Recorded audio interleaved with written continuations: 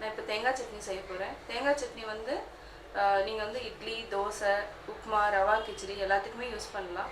எப்படி செய்யறதுன்னு சொல்லித்தரேன், வாங்க பார்க்கலாம். தேங்காய் சட்னி செய்யறதுக்கு தேவையான பொருட்கள் என்னென்னா, தேங்காய் வந்து ஒரு மூடி, சின்ன தேங்காயாக இருந்தாவே போதும். அதுக்கப்புறம் பொட்டுக்கடலை 100 கிராம்ஸ் எடுத்துக்கோங்க. இஞ்சி கொஞ்சமாக எடுத்துக்கோங்க. பச்சை மிளகாய் 2, கொத்தமல்லி தழை வந்து நீங்கள் தேவைன்னா போட்டுக்கோங்க, தேவை இல்லைன்னா கொத்தமல்லி வந்து அந்த எப்போ உங்கள்கிட்ட அவைலபிள் இருந்துச்சுன்னா போட்டுக்கோங்க, இல்லைன்னா விட்டுருங்க.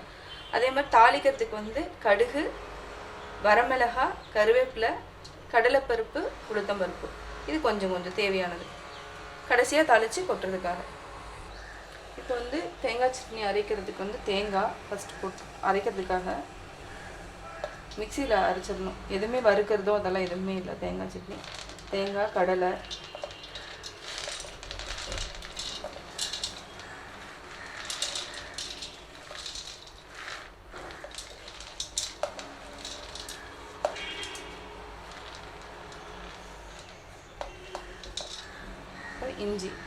இஞ்சி வந்து இந்த அளவுக்கு போட்டுக்கோங்க.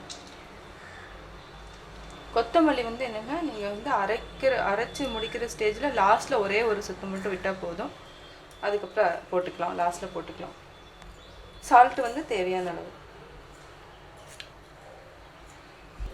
போட்டு நம்ம அரைக்க போகிறோம். சட்னி ரெடி ஆயிடுச்சு.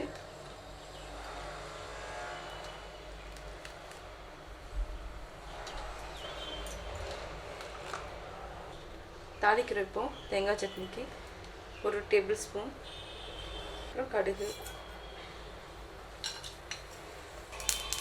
நல்லா பொரிஞ்சு வர ஆரம்பிச்சிருச்சு. வந்து கடலைப்பருப்பு, உளுத்தம்பருப்பு ரெண்டையும் மிக்ஸ் பண்ணுறோம். நல்லா ப்ரௌனிஷ் ஆகிற வரைக்கும் நம்ம வெயிட் பண்ணணும். ஸ்லோவாக விட்டுருங்க. ஹை ஃப்ளேமில் இருந்துச்சுன்னா ரொம்ப கருகிடும், அதனால லோ ஃப்ளேம்லேயே வச்சு இது பண்ணுங்கள். நல்லா ஃப்ரை ஆகிடுச்சு. இப்போ வந்து கருவேப்பிலை, வரமிளகாய் தாளிச்சாச்சு, ஆஃப் பண்ணிடலாம். இப்போ வந்து அதில் நம்ம தேங்காய் சட்னி அரைச்சி வச்சது இப்போ கொட்டணும். கொட்டிட்டு நான் எப்படி செஞ்சேங்கிறத பார்த்துருப்பீங்க. கட்டாயம் உங்களுக்கு பிடிச்சிருக்கும். பிடிச்சிருந்தா லைக் பண்ணுங்கள், மறக்காமல் சப்ஸ்கிரைப் பண்ணுங்கள்.